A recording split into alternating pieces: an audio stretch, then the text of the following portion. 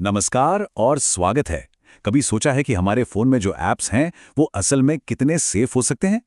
आज हम mobile app security की दुनिया में गहराई से उतरने वाले हैं। ये एक ऐसा टॉपिक है जो हमारी डिजिटल जिंदगी के लिए बहुत जरूरी है, पर अक्सर हम इस पर ध्यान नहीं देते।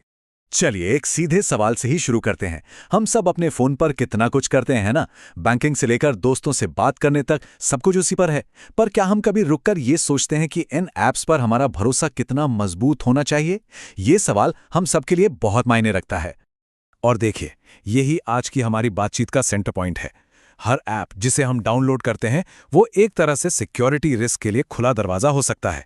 इसीलिए यह समझना बहुत जरूरी हो जाता है कि डेवलपर्स हमारी सेफ्टी के लिए क्या करते हैं और कहां पर चूक हो सकती है। तो चलिए सबसे पहले उन आम कमजोरियों पर एक नजर डालते हैं जो ऐप्स में हो सकती हैं।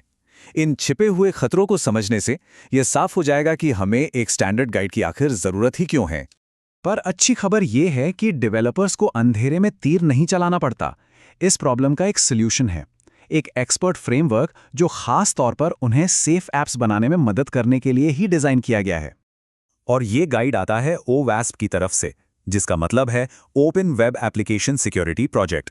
ये असल में एक नॉन प्रॉफिट संस्था है जिसे दुनिया भर के सिक्योरिटी एक्सपर्ट्स चलाते हैं, और उनका एक ही मकसद है सॉफ्टवेयर को और बेहतर और सुरक्षित बनाना। तो सवाल ये है कि OWASP मोबाइल टॉप 10 लिस्ट को इंडस्ट्री का स्टैंडर्ड क्यों माना जाता है? भाई पहली बात तो ये कि ये iOS और Android दोनों पर काम करती है। इसे लगातार नए नए खतरों के हिसाब से अपडेट भी किया जाता है और सिक्योरिटी ऑडिट्स में इसका खूब इस्तेमाल होता है। आसान भाषा में कहें तो ये डेवलपर्स के लिए सेफ ऐप्स बनाने का एक भरोसेमंद रोडमैप है। चलिए अब वक्त आ गया है कि इन टॉप खतरों को थोड़ा और करीब से जानें।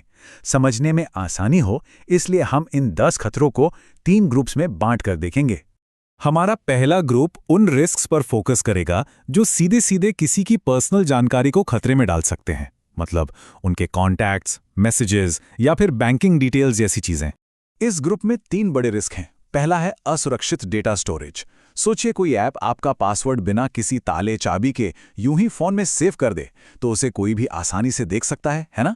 दूसरा है असुरक्षित कम्युनिकेशन, मतलब जब कोई ऐप एन्क्रिप्टेड HTTPS की जगह प्लेन HTTP पर डेटा भेजता है।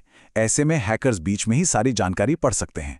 और तीसरा है प्राइवेसी से जुड़े मुद्दे, जैसे कोई ऐप बिना बताए आपके लोकेशन ट्रैक कर रहा हो। ये सभी सीधे सीधे किसी की भी प्राइवेसी पर हमला है। अब आते हैं अगले ग्रुप पर। ये वो खतरे हैं जो ऐप के कोड और लॉजिक के अंदर ही छिपे होते हैं। कह सकते हैं कि ये कमजोरियां ऐप के DNA का ही हिस्सा होती हैं, जो इन्हें और भी खतरनाक बना देती हैं। इस ग्रुप में कई टेक्निकल कमजोरियां हैं। प्लेटफॉर्म का गलत इस्तेमाल तब होता है जब ऐप ऑपरेटिंग सिस्टम के सिक्योरिटी फीचर्स को ठीक से यूज नहीं करता। अपर्याप्त क्रिप्टोग्राफी का मतलब है इतना कमजोर एन्क्रिप्शन इस्तेमाल करना कि डेटा को कोई भी आसानी से पढ़ ले।